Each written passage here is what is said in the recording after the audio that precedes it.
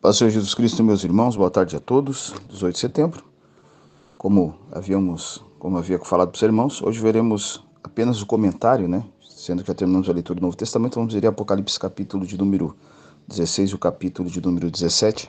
Na sequência, né, dos comentários estamos falando acerca do livro de Apocalipse. O capítulo de número 16, João vai ver agora, o capítulo 15 foi a preparação para o capítulo de número 16, João vai ver agora então o derramamento das 7 taças. E há uma voz que vem do trono, e que dá a ordem para que os anjos comecem a derramar as 7 taças da ira de Deus. Lembrando, começamos lá com a abertura dos 7 selos, né, a qual Jesus tomou o livro da mão do Pai. Depois da abertura dos 7 selos, vieram as 7 trombetas. E agora, depois das 7 trombetas, nós estamos vendo o derramamento das 7 taças da ira de Deus, que é onde vai culminar, vamos dizer assim, esse reinado do anticristo e o julgamento e o juízo de Deus vindo sobre o reinado do anticristo sobre a terra. E aí, João vai ver a primeira abertura do derramamento da primeira taça, e ele vai derramar a sua taça. Semelhantemente, essa primeira taça, ela é comparada com a primeira praga que Moisés enviou sob o Egito, lá em Êxodo, capítulo de número 9, né? Então é semelhante. O que acontece nessa primeira praga? Nessa primeira taça, o derramamento da primeira taça, semelhante à primeira praga de Moisés, lá em Êxodo, capítulo de número 9. O texto vai dizer que fez uma chaga má e maligna nos homens que tinham o sinal da besta e adoraram a sua imagem. Então, tudo está vindo sobre o reino do anticristo e sobre aqueles que adoraram a besta, né, e adoraram o anticristo. O segundo anjo derrama sua taça, também semelhante a Êxodo, capítulo de número descrito em Êxodo, capítulo de número 9, capítulo de número 7, semelhante, vai dizer que o anjo derramou a sua taça e o mar se tornou em sangue. Lembra que as águas se tornam em sangue, como Moisés faz? A mesma coisa aconteceu aqui, e morreu no mar toda a alma vivente. Então, o que tinha sobrado no mar agora foi morto por causa do derramamento dessa taça. O terceiro anjo, assim, até a sétima taça. O terceiro anjo vai derramar a sua taça, é interessante ver aqui, a sua taça nos rios e nas fontes de água. Primeiro foi no mar, agora nos rios e nas fontes de água, e tornaram-se em sangue, da mesma forma que Moisés também fez. E ouviu o anjo das águas que dizia justo, né? E o anjo vai dizer que justo era o Senhor de fazer isso por causa do sangue dos mártires, né? Daqueles que foram mortos por causa da besta, por causa do anticristo. E aí está dizendo que o Senhor também dará sangue a beber a estes. E vi outro, né, do altar, que dizia, o anjo que dizia, na verdade, o Senhor Deus Todo-Poderoso, verdadeiro e justo são os teus juízos. Então está dizendo que Deus está sendo justo no juízo que está sendo derramado. O quarto anjo derrama sua taça sobre o sol e foi-lhe permitido que abrasasse os homens com fogo. Imagina então, aqui o texto está dizendo que o que aconteceu, sucedeu, que o anjo derrama sua taça sobre o sol, ele não escurece, mas ele traz um calor, a tal ponto que os homens são queimados por causa desse fogo, né? A temperatura sobe muito. E os homens foram abrasados com grande calor, né? Só que em vez desses homens reconhecer a Deus, eles blasfemam contra Deus. Acabam blasfemando contra o Senhor e não se arrepende dos seus pecados, nem muito menos se adorar da besta. Aí o quinto anjo também vai derramar a sua taça sobre o trono da besta, no versículo 10. Agora recai sobre a própria besta e o seu reino, e fez tenebroso, e os homens mordiam a língua de dor. Então, era tanta dor que os homens chegavam a morder a sua língua de dor, mas esses homens também não se arrependem, versículo de número 11 vai falar sobre isso, e eles blasfemam contra o Senhor e não se arrependem. Aí o sexto anjo, igual modo, também derramou a sua taça sobre o grande rio Eufrates, e as águas do Eufrates se secam. Algumas profecias dizendo aí, talvez você já deve ter visto na internet, no YouTube, dizendo que as águas do rio Eufrates estão secando e está se cumprindo e tal. Não, versículo 12 do capítulo 16 vai dizer para nós que as águas do rio Eufrates vão se secar quando o sexto anjo derramar a sua taça. Se secará. Então, algum desses sinais estão acontecendo, o derramamento das taças? Ainda não. Então, quando as águas do Eufrates se secarem, será por causa do derramamento dessa sexta taça. E vai dizer que da boca do dragão, da boca da besta, da boca do falso profeta, né, de Satanás, do anticristo e do falso profeta ali, que é o falso profeta que tenta imitar, vamos dizer, Jesus Cristo nos sinais, né, sai uns espíritos imundos para enganar, engodar os governantes da terra, para que esses governantes se juntem numa batalha para ir a Jerusalém contra Jerusalém, que o texto está falando para nós aqui, aonde vai acontecer uma batalha chamada de Armagedon, essa batalha. Né? Você já ouviu um estudo na escola bíblica sobre... não, foi sobre Gog e Magog, né? Que houve, não foi sobre essa batalha. Né? Então eles vão se congregar, todo mundo, para congregar para a batalha naquele grande dia. O grande dia é o dia do Deus Todo-Poderoso, ou seja, não é o dia deles, será o dia de Deus. Né? Aí o sétimo anjo também derramou a sua taça no ar, saiu grande voz do templo do céu e do trono, dizendo: está feito. E aí há uma sequência de coisas acontecendo. Vai acontecer trovões e relâmpagos, acontecer terremoto como nunca houve sobre a face da terra. A grande cidade vai se fender em 3 partes, e as cidades das nações cairão, e da grande Babilônia se lembrou Deus, então Deus vai se lembrar para dar o cálice do vinho da indignação da sua ira. E diz que o texto: toda a ilha fugiu, e o versículo 20, né, e os montes não se acharam.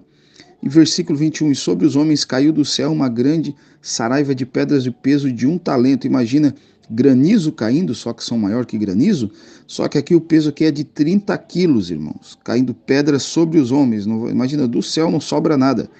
E esses homens, eles se arrependeram, não se arrependem, mas blasfemam contra Deus. Aí o capítulo 17, a visão de João, né, vê que Deus está punindo o anticristo, Deus está punindo o falso profeta, Deus está punindo todo o governo do anticristo sobre a face da terra. Deus está desmantelando, né? Deus está punindo esse governo. Aí o capítulo de número 17 vai falar da queda da Babilônia, e aqui a gente precisa entender algumas coisas rapidamente, né, para uma compreensão melhor do capítulo de número 17. E João vai dizer aqui sobre a grande prostituta, né? Um dos 7 anjos que havia derramado a sua taça chama João e diz: vem comigo, né? Falo para João ir com ele. Te mostrarei, te mostrar-te-ei a condenação da grande prostituta que está assentada sobre muitas águas. Muitas águas aqui são povos, são pessoas, né? Esse é o simbolismo de águas. Então está sentado, ou seja, está dominando sobre esses povos, sobre essa gente, sobre essas pessoas aqui. E ele está sentado. A grande prostituta aqui, no versículo de número 18, né, vai falar: a mulher que viste a grande cidade que reina sobre os reis da terra. Versículo 18, capítulo 17. E com essa prostituta se prostituem os reis da terra. Então, é um sistema de governo, um governo que se levanta e a qual estará reinando sobre a face da terra. Mas tudo isso sobre o comando, né, sobre a liderança, a influência do anticristo, ou seja, sobre a influência, do diabo, que é Satanás, né?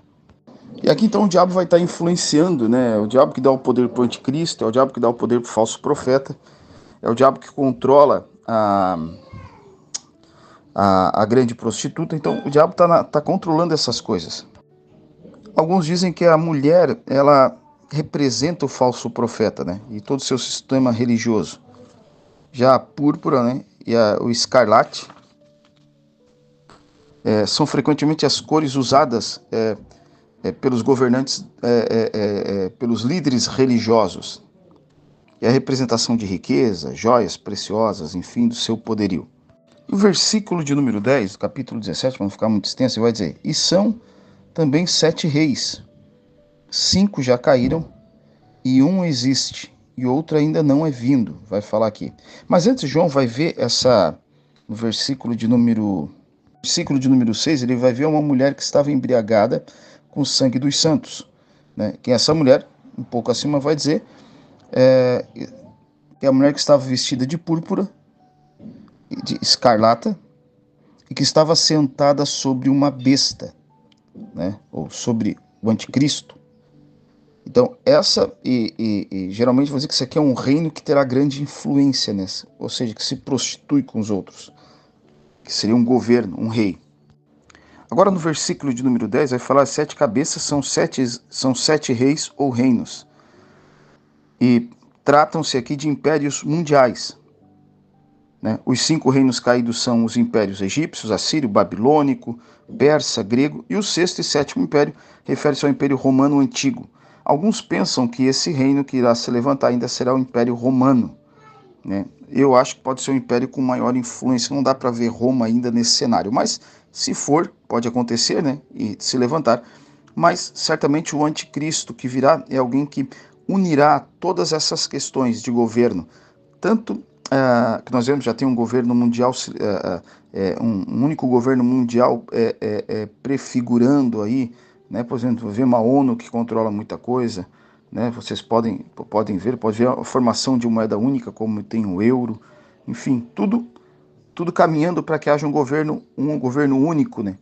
Mundial. O versículo 12 fala dos 10 chifres, né? Que são reinos que ainda não surgiram, mas reis que surgirão e receberão o poder do anticristo por um período de tempo, né? Receberão o poder do diabo por um período de tempo, e alguém pensa que seja por 3 anos e meio, 42 meses, por aí mais ou menos, aproximadamente assim falando. E esses 10 chifres, que são esses 10 reis que surgirão, eles se levantarão para combater contra o cordeiro, né? Mas o cordeiro os vencerá. Versículo 14, né? Porque é o Senhor dos senhores e o Rei dos reis. Vencerão os que estão com ele, chamados eleitos e fiéis. Então, a vitória é certa e aponta para que todo esse levante do inimigo, todo esse trabalhar, culminará numa grande derrota deles. E aí João termina no versículo 18, capítulo 17, dizendo: é a mulher que viste. Quem é essa mulher? É a grande cidade que reina sobre os reis da terra. Ou seja, uma cidade que trará um governo, melhor, que trará influência sobre os outros, farando com que esses outros venham se prostituir com ele. É questão de comércio, com negociatas, enfim, coisas que confrontarão a santidade também de Deus, reinando, esses homens reinando e se prostituindo com esse que será a evidência, né, entre aqueles que reinam e governam. Qualquer dúvida acerca daquilo que eu enviei para os irmãos, envie sua pergunta que eu terei o prazer em respondê-lo, tá bom? Fique na paz do Senhor Jesus Cristo.